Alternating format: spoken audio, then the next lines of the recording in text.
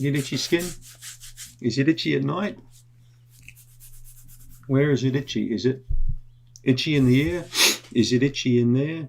Is it itchy down there somewhere? Many people get itchy skin. In fact, every time I talk about itchy skin, I always get itchy. I always found if I had a psoriasis patient scratching, by the end of the consultation, I'd be scratching myself all over. It's weird, eh? That's like when you yawn, have you noticed the guy next to you yawns too? Funny, eh? Now, why is my skin itchy at night? It's driving me crazy, someone said to me. Well, I'd want to know why your skin's itchy at night. So then we'll start having a look, for example, at the history. How long has the skin been itchy for? Under what conditions is it itchy? Rate the itchiness from 1 being minimal to 10 being bad. Let's have a look at different types of bedding you've got there. Are you using cotton sheets? Are you using nylon sheets? What type of underclothing are you wearing? All these questions are relevant. Temperature of the room, humidity of the room, very important. So room temperature's got to be good. Now, I find around 18, 19 degrees centigrade to be pretty good for sleeping in. Usually a tiny little bit on the cooler side, around 18.5, 19 is quite good. I'm not sure what that is in Fahrenheit. It could be, 55 or something, or 60 Fahrenheit. If the room's too hot, no good. If the room's too cold, no good. You'll find you might wake up. Now, your body temperature normally increases at night time a little bit, right? It normally goes up. Temperature can rise, skin can dry out a little bit. Also, the immune system becomes more activated at night, and repair and cleansing of the body occurs. So these chemicals called cytokines are produced more at night than in the day. Now, cytokines are chemical messengers produced by your immune system. So they're going to increase inflammation slightly, and that can make the skin a bit itchy for some people. If you're an itchy skin person, I recommend you have always before bed a nice shower. Not too hot, not too cold, sort of tepid, and then dry yourself. Now, look at the spots where you're itching.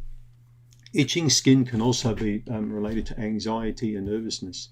Also, people with thyroid issues can have more itchy skin than others. Even iron deficient anemia. So, kidney problems. I've had patients over the years, many patients with itchy back, itchy inner thighs. And then when we did a kidney function test, we found that they had a kidney problem, just a slight kidney problem. Up your water intake. Drink more water. That's the first thing you do with itchy skin. Because your skin is a really big organ and a huge part of your body, massive part of your body. It likes to be hydrated. So drinking fizzy drinks, soda drinks, caffeinated drinks, these can push some people more into skin itchiness. See, I'm still scratching.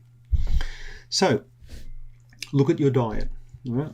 Are you eating potentially a food that could be stimulating a histamine response? Could it be oranges? Could it be cheese? Could it be beef? Could it be cow's milk? Could it be nuts? What is it? Have you got an allergy? This is where you need to track and plan things, okay? So you need to write down the itchiness. Don't get anal about it, but it's a good idea to try and work out if there's a food you're consuming or a beverage over here that several hours later or a day later is causing a problem here. There are two main types of allergic responses, immediate and delayed. Now the delayed response, or IgG, the IgE is a type 1 response, that's immediate. The bee sting, ow, it hurts, it's swollen. But the IgG can be up to 48 or 72 hours.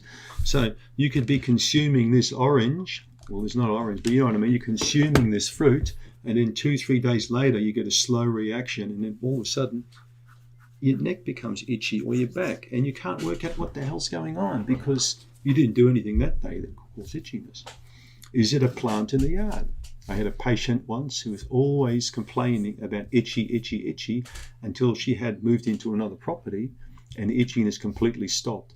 It turned out it was a plant in her garden that was stimulating a response. And this was all year round. It was crazy.